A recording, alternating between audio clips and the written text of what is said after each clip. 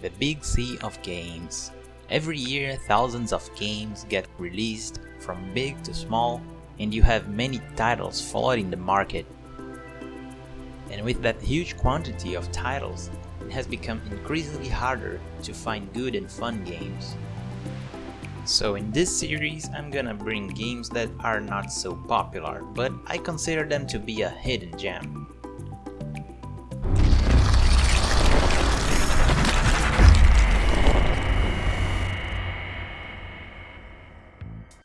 Hello everyone! The game I'm bringing today is an amazing game that many of you probably never heard about. The name? Juiced. But wait, not this Juiced. This is probably the reason why most people never find about this game.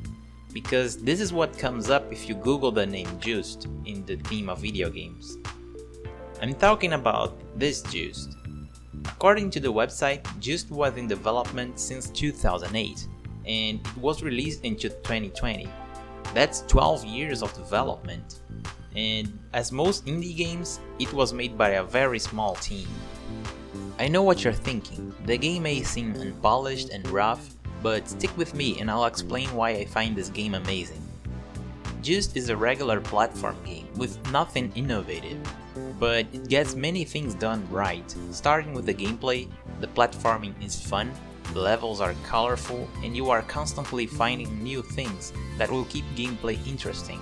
You have thousands of different weapons to use, and lots of power-ups and items, giving you different effects. You will also find many collectibles and challenges scattered through the game.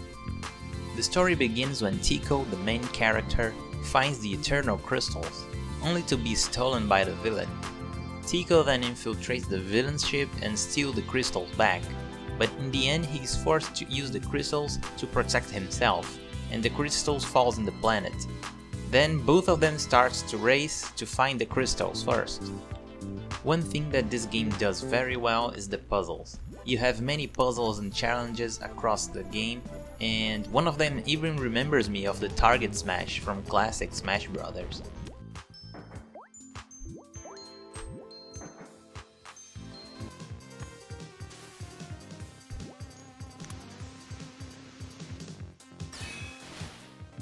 And they're all different, you'll never find the same puzzles recycled over and over again, like most games. The boss battles are also great, some of them remembers me of Donkey Kong Country series. And you even have those minecart sections too.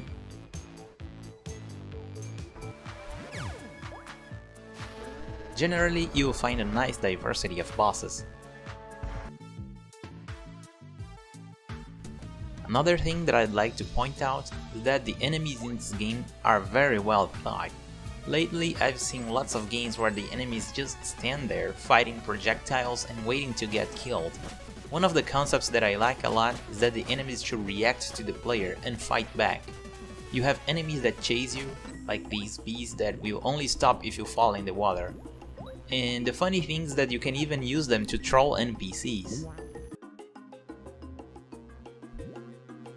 You have enemies that push you, enemies that help you open new paths, enemies that target other enemies,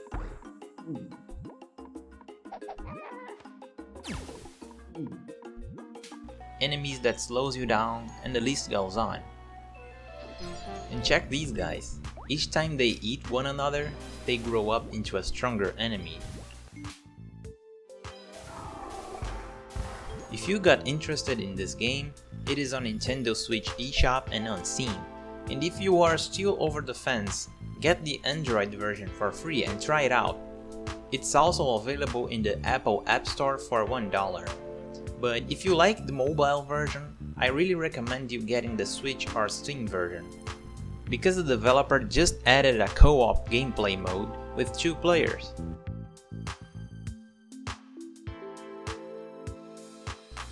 And that's the end of this video.